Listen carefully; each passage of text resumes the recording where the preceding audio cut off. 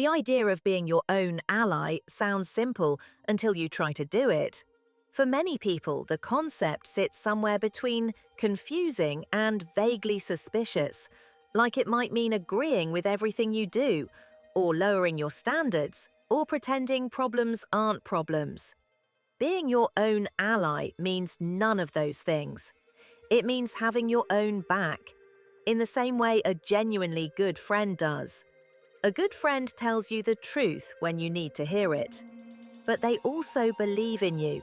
They sit with you when things are hard without making you feel worse about the hardness. They remember your strengths when you've forgotten them. They don't pile on when you're already down. Being your own ally is choosing to be that friend for yourself.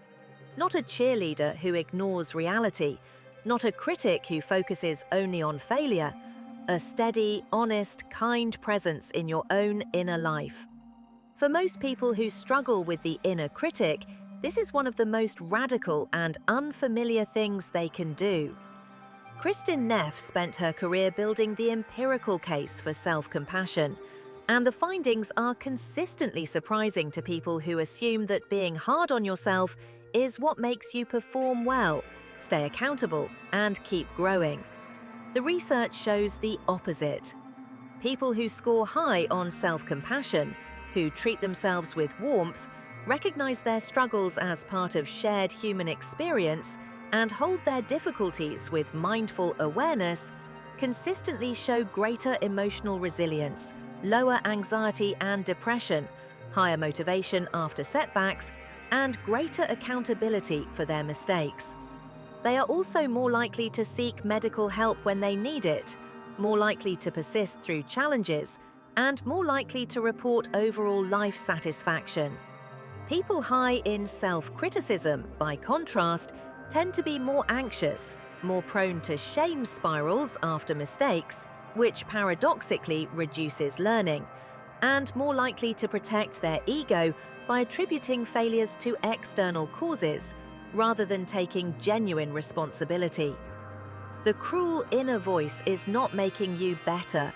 It is making you more fragile.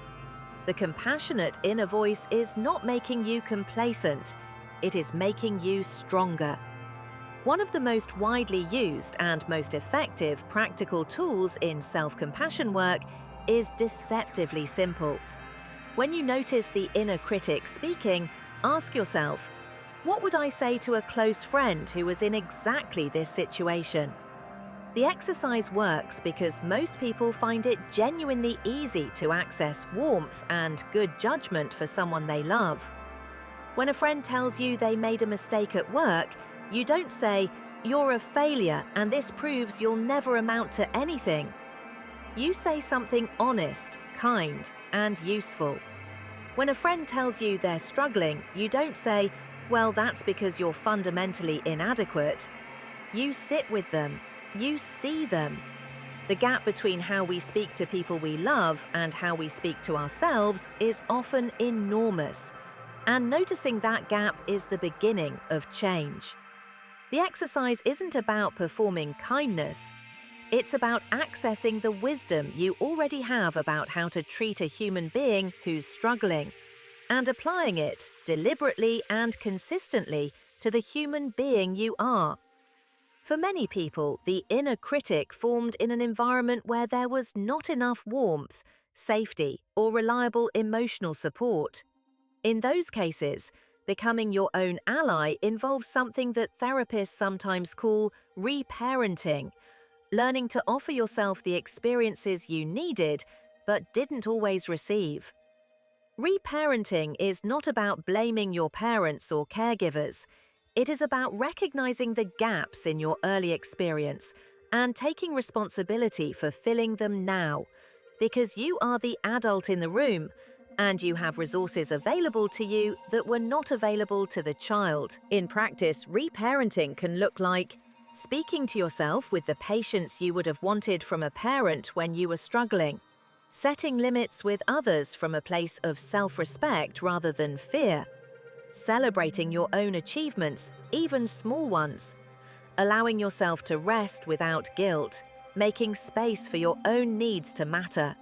These are small acts. Done consistently, they are deeply healing because they are slowly rewriting the internal message that your needs, your worth, and your struggles are things to be managed rather than honored. Becoming your own ally also means recognizing when your internal patterns are causing harm and making choices about what you allow to dominate your inner world. This is not suppression, it is discernment. The inner critic will continue to speak. It will have opinions about your choices, your body, your relationships, your worth. You do not have to give all of those opinions equal airtime. You are allowed to notice the critic and say genuinely, "I hear you, and I'm choosing not to act on this today." This is the beginning of what acceptance and commitment therapy calls psychological flexibility, the capacity to hold your thoughts and feelings without being dominated by them, while continuing to move toward what matters to you. You are not at the mercy of your inner world. You have more agency over where your attention goes than the critic would like you to believe. Learning to exercise that agency, gently, consistently, without self-judgment when you slip, is one of the most important skills available to you. The quality of your relationship with yourself profoundly shapes the quality of your relationships with others. The inner critic that tells you you're not enough doesn't stay inside. It walks into rooms with you. It affects who you're willing to be seen by. It shapes what you're willing to ask for. It influences whether you can receive love without immediately looking for the catch. When you become your own ally, you change what you bring into your relationships. You can be more honest because you're less afraid that honesty will expose something shameful. You can ask for what you need because your needs feel more legitimate.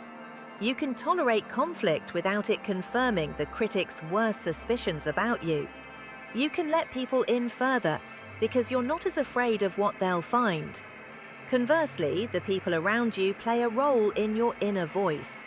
Spend time with people who criticize you constantly, and the inner critic gets louder. Spend time with people who see you clearly and warmly, who can hold your imperfections and your worth at the same time, and the compassionate inner voice has models to learn from. Becoming your own ally is not a single decision. It is a daily practice, built from small, repeated choices that, accumulated over time, change the internal landscape. Some of those choices are simple: noticing when the critic speaks, naming it, and choosing a slightly kinder response. Keeping a record of your own growth and achievements, not for performance, but as evidence against the critic's case. Writing to yourself at the end of a hard day with the same warmth you would extend to a friend. Catching yourself mid-spiral and asking, "What do I actually need right now?" Some of the choices are harder. Choosing to rest when the critic says you haven't earned it. Saying something true about yourself even when the critic says it will make you look arrogant or soft. Staying with a difficult emotion rather than numbing it. Asking for help when the critic says you should be managing on your own. None of these choices will feel natural immediately. They are new neural pathways, competing with well-worn old ones. But neuroscience is clear. What we practice grows. The compassionate inner voice starts small. It becomes stronger, and over time, not linearly, not without setbacks, but genuinely over time, you begin to experience yourself differently. Less at war, more at home. We close this week's series with the simplest and most resisted truth. You deserve the kindness you so readily give to others. The critic has convinced many of you that compassion is something you extend outward, to people who are struggling, to people you love, to people who clearly need it. And that turning it inward would be indulgent, weak, unearned. The critic is wrong about this. It is wrong about this the way it is wrong about most things, confidently, persistently, and without evidence. Kindness toward yourself is not a reward for getting things right. It is not something you earn by suffering enough first. It is not a luxury for people who don't have real problems. It is a fundamental part of being a functional, healthy, fully alive human being. It is available to you right now, not when you've fixed the things the critic says are broken, not when you've proved yourself sufficiently, not when you're further along the road of becoming whoever you're supposed to become. You are already someone who deserves to be treated well. The voice that tells you otherwise has been wrong this whole time. And healing, real healing, begins in the moment you decide to stop taking its word for it.